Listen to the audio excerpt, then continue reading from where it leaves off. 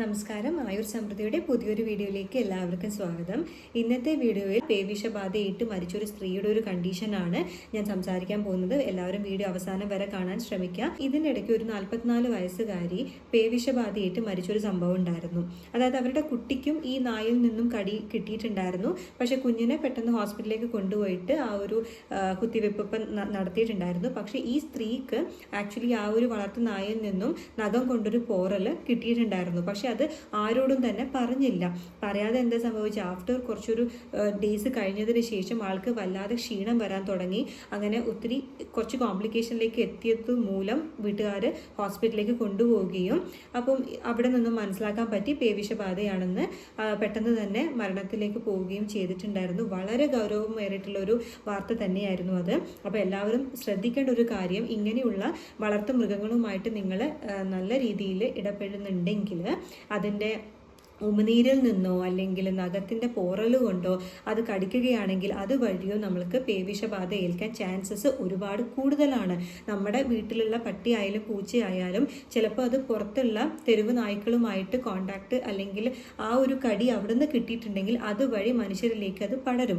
പക്ഷേ മനുഷ്യരിൽ നിന്നും മനുഷ്യരിലേക്ക് അത് പകരില്ല. പക്ഷേ ഇങ്ങനെയുള്ള തെരുവ് നായ്ക്കൾ, അതുവഴി നമ്മുടെ വീട്ടിൽ വളർത്തുന്ന മൃഗങ്ങൾ, അതുവഴി മനുഷ്യരിലേക്ക് അത് പകരാൻ ചാൻസസ് ഉണ്ട്. കൂടുതൽ ചാൻസസ് ഉണ്ട്. ഉമിനീര് വഴിയാണ് ഇത് സ്പ്രെഡ് ആവുന്നത്. അതുകൊണ്ട് തന്നെ ഇങ്ങനെയുള്ള ചെറിയൊരു ഇഷ്യൂ ആണെങ്കിൽ പോലും നിങ്ങൾ എത്രയും പെട്ടെന്ന് ഹോസ്പിറ്റലിൽ എത്തുക, ഡോക്ടറിനോട് കാര്യം പറയുക. അപ്പം ക്രിട്ടിക്കൽ ആയിട്ടുള്ള എന്തെങ്കിലും കണ്ടീഷൻസ് ആണെങ്കിൽ ഉടനെ തന്നെ അവർ പേവിഷബാധ പ്രതിരോധ കുത്തിവെപ്പ് നൽകുന്നതായിരിക്കും. നിങ്ങളുടെ വളർത്തു നായ്ക്കും അതുപോലുള്ള പ്രതിരോധ കുത്തിവെപ്പ് നൽകുന്നതായിരിക്കും. മനുഷ്യരിൽ പേവിഷബാധ കാണിക്കുന്ന ലക്ഷണങ്ങൾ എന്തൊക്കെയാണെന്ന് ചോദിച്ചു കഴിഞ്ഞാൽ പനി, തലവേദന, വിശപ്പില്ലായ്മ, ഛർദി, മുറിവിൽ വേദന, ചൊറിച്ചിൽ എന്നൊക്കെയാണ്. എന്നാൽ രോഗം മൂർച്ഛിച്ച് കഴിഞ്ഞാൽ പേഷ്യൻ്റ് പിച്ചും പെയ്യും പറയൽ, വിഭ്രാന്തി കാട്ടൽ, ഉമിനീര് പോലും ഇറക്കാൻ പറ്റാത്തൊരവസ്ഥ, വെള്ളം കാണുമ്പോൾ പേടി, കടുത്ത ദാഹം തോന്നുക, ഒടുവിൽ വായിൽ നിന്നും നുരയും പതയും വരിക എന്ന് പറഞ്ഞിട്ടുള്ള പല കോംപ്ലിക്കേഷൻസിലേക്കും അത് ലീഡ് ചെയ്യും. അതുകൊണ്ട് തന്നെ ഇനീഷ്യലി ഇങ്ങനൊരു പ്രശ്നം വന്നു കഴിഞ്ഞാൽ നിങ്ങൾ ആരോടും പറയാതിരിക്കരുത്. ഉടനെ തന്നെ ഹോസ്പിറ്റലിലേക്ക് പോയിട്ട് ഡോക്ടറിനെ കൺസൾട്ട് ചെയ്യേണ്ടതാണ്. പേവിഷബാധ മരണകാരണമാണെങ്കിൽ പോലും ഇങ്ങനെ നമ്മൾ പെട്ടെന്ന് പേവിഷബാധ പ്രതിരോധ കുത്തിവെപ്പ് എടുക്കുന്നത് മൂലം റാബീസ് വൈറസിനെ കംപ്ലീറ്റ് ആയിട്ട് നമുക്ക് നശിപ്പിക്കാൻ അത് വളരെയധികം ഹെൽപ്ഫുൾ ആണെന്ന് മനസ്സിലാക്കുക. വളരെ പവർഫുൾ ആണ്. അതുകൊണ്ട് തന്നെ ആരും ഹെസിറ്റേറ്റ് ചെയ്യാതെ എത്രയും പെട്ടെന്ന് ഇങ്ങനെയുള്ള ഇഷ്യൂസ് വരികയാണെങ്കിൽ നിങ്ങൾ ഹോസ്പിറ്റലിലേക്ക് പോകേണ്ടതാണ്. മൃഗങ്ങളുടെ കടിയേറ്റിട്ടുള്ള ഭാഗം 10 മിനിറ്റ് നേരം വെള്ളം ശക്തമായി ഒഴിച്ച് ആ ഒരു ഭാഗം സോപ്പ് ഉപയോഗിച്ച് കഴുകി വൃത്തിയാക്കി ഡ്രൈ ആക്കി വെക്കേണ്ടതാണ്. നഗ്നമായിട്ടുള്ള കൈ ഉപയോഗിച്ച് ഒരിക്കലും ആ മുറിവ് തൊടരുത്. അതുപോലെ എണ്ണ, മഞ്ഞൾ, പിന്നെ ചെറുനാരങ്ങ, ഉപ്പ് ഇതൊന്നും തന്നെ അവിടെ പുരട്ടരുത്.